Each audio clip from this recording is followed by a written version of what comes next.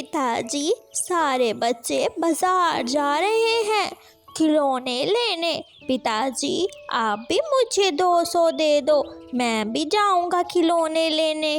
बेटे, तुम जंगल के सारे बच्चों को बताना कि तुम किसके बाप के बेटे हो।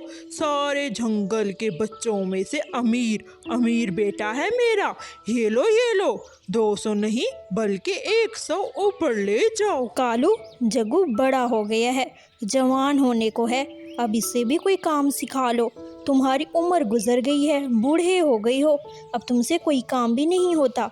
अगर ऐसे ही चलता रहा तो हम तो भूखे मर जाएंगे ना। मम्मा, मैं जब भी पापा से पैसे मांगता हूँ आप मुझे 100 बातें सुनाने लगती हैं। अभी मेरी उम्र ही क्या है, मैं तो छोटा बच्चा हूँ ना मम्मा। जग्गू पापा से पैसे लेकर अपनी जेब में थमाकर तेजी से बाहर की तरफ निकल जाता है। गुड़िया बेटी, जल्दी से जाकर दरवाजे की अच्छी तरह कुंडी लगाओ, काफ़ी रात हो गई है, अब सोने का समय हो गया है। हाँ मम्मा, मैंने ना कुंडी लगा दी है दरवाजे की, मगर मम्मा मैंने ना विंडो को लॉक नहीं किया। मम्मा मुझे ना रात को सांस नहीं आता, मम्मा ये विंडो खुली रहेगी। ठीक है बेटा, अगर ऐसा ही है तो ये विंडो खुली रहेगी। और ऐसे ही दोनों माँ बेटी सो जाती हैं। गौरी, मेरा समय हो गया है काम पर जाने का। तुम अंदर से अच्छी तरह कुंडी लगा लो, मैं जाता हूँ और फटाफट आ जाता हूँ। मम्मा, ये पापा कहाँ जा रहे हैं? इस समय को कौन सा काम होता है मम्मा? जग्गू, जंगल में अगर कोई भी पूछे ना तो आपका पापा क्या करता है तो किसी को भी नहीं बताना कि आपका पापा चोरी करता है। हम चोरी का माल खाते हैं। और बेटा, तुम भी बड़े होकर चोर बनोगे और अपने पापा से भी बड़े चोर बनोगे, शक्तिशाली चोर। माला माल हो जाएगा मेरा बेटा और मुझे भी सोने का हार पहनाएगा मेरा बेटा। मेरा बेटा एक अच्छी ट्रेनिंग करेगा और वो भी मामू से। मामू आपको सिखाएंगे और बड़ा चोर बनाएगा आपको मामू। ऐसे ही कालू कौवा रानो चिड़िया के घर चला जाता है। रानो चिड़िया और उसकी बेटी गहरी नींद में होती हैं और कालू कौवा चुपके से उनकी विंडो से अंदर आ जाता है और चुपके से वो उन्हें चकमा देकर दूसरे कमरे में आ जाता है, जहाँ रानो चिड़िया का सारा अनाज का दाना और रानो चिड़िया का महंगा और ख़ास सामान पड़ा होता है। कालू कौवा वो सारा सामान लेकर एक बड़ी बोरी में डालकर सारा सामान अपने कंधे से उठाकर वो जंगल के रास्ते से अपने घर पहुंच जाता है। जैसे ही सुबह होती है, रानो चिड़िया रोती है और उसी के साथ उसकी बेटी भी रो रही होती है। हाय ऊपर वाले, मैंने तो बड़ी मुश्किल से दूसरे जंगल जाकर मैंने इतना सारा अनाज इकट्ठा किया था। सोचा था कि सर्दियों में बाहर नहीं जाएंगे और इसी अनाज से हम अपना पेट भरेंगे।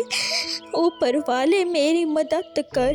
बेटा तुम इधर बैठो, मैं जंगल से और दाना ढूंढ कर आती हूँ, अब क्या ही कर सकते हैं। मम्मा, लेकिन हमारे जंगल में तो कोई भी चोर नहीं है, फिर ये चोरी कैसे हो गई मम्मा? हमारे जंगल में चोर कैसे आ गए?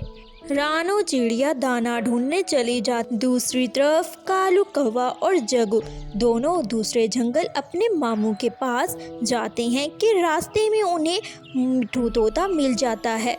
मिट्ठू तोता उनसे पूछता है, अरे कालू भाई, कहाँ जा रहे हो आप सुबह सुबह और जग्गू को भी कहीं लेके जा रहे हो? हाँ, मैं ना जग्गू को दूसरे जंगल उसके मामू के पास छोड़ने जा रहा हूँ, ताकि इसका मामू जग्गू को अच्छी शिक्षा दे, कल को जग्गू कमाने के लायक हो जाए। अगर मैं बूढ़ा हो जाऊँ ना तो मेरा बेटा कमा के लाए और हमें खिलाए। कालू दोस्त, ये तुमने अनंत अच्छा सोचा है, मुझे सुनकर बहुत अच्छा लगा।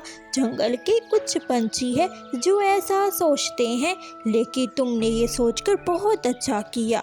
और ऐसे ही आखिरकार कालू कौवा और जग्गू अपने मामू के पास पहुंच जाते हैं। बंटी, ये लो, ये मेरा बेटा जग्गू है। तुम इसको अच्छा अच्छा और एक बड़ा चोर बना दो। मेरे भांजे बेफिक्र हो जाओ।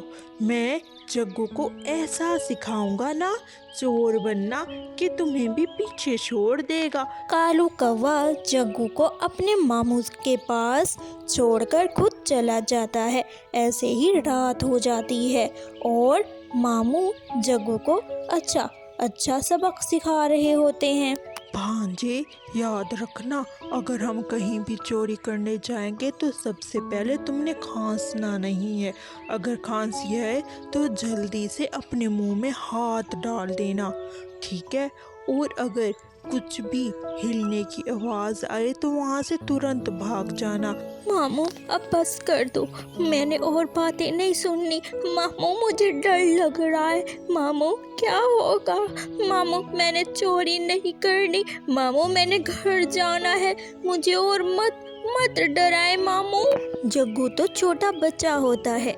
ये सारी बातें सुनकर वो काफ़ी डर जाता है और उसका मामू जग्गू को काम सिखाने के लिए जब चोरी करने जाता है तो जग्गू को भी अपने साथ ले जाता है। जिस घर वो चोरी करने जाते हैं वहाँ एक बूढ़ी फाख्ता घोंसले में सो रही होती है और वो काफ़ी बीमार होती है। जग्गू और उसका मामू एक पास में बड़ी संदूक को उठाते हैं और वहाँ पे खोलने की कोशिश करते हैं। आवाज़ खुलने की वजह से बुरी फाख्ता उठ जाती है। अरे बेटे, कौन हो तुम? मैं बहुत बीमार हूँ, ये पैसे मत चुराओ, ये मेरे काम के हैं। मैं इनसे दवाई लूँगी और अपना इलाज कराऊँगी। अरे बेटे, मत उठाओ। लेकिन जग्गू का मामा एक भी नहीं सुनता।